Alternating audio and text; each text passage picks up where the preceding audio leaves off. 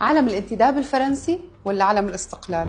أول مرة انرفع فيها هذا العلم كان عام 1932 تحت حكم الرئيس السوري محمد علي العابد، وكان رمز للحركة الوطنية السورية اللي بتنادي بالاستقلال عن الانتداب الفرنسي، ونجومه 3 كانت بتعني حلب، دير الزور ودمشق، وألوانه بترمز للخلافة الراشدية الأموية والعباسية، وصممته لجنة مختصة من الأسماء البارزة الوطنية بهداك الوقت. وضلوا الثوار عم يحملوا هذا العلم لعام 1946 تحديدا بيوم 17 إبريل يوم الجلاء، وصار هو علم سوريا الرسمي لحد عام 1958 الوقت اللي صار فيه الجمهورية العربية المتحدة بين الجمهورية السورية وجمهورية مصر العربية. بهذا الوقت طلع العلم الثاني أو اللي هلأ اسمه العلم الأحمر، وصار هو العلم الرسمي. وبعام 1961 عام الانفصال رجع علم الاستقلال ليتصدر المشهد، وضل هو العلم الرسمي لعام 1963 الوقت اللي استلم فيه حزب البعث سوريا لقبل أسبوعين.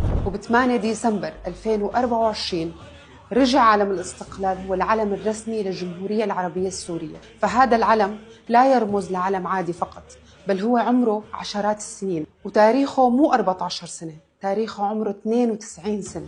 وحق هالعلم لنرجعه كان بكل مرة دم شهداء ومعتقلين. ارفع راسك فوق انت سوري حر، ارفع راسك فوق.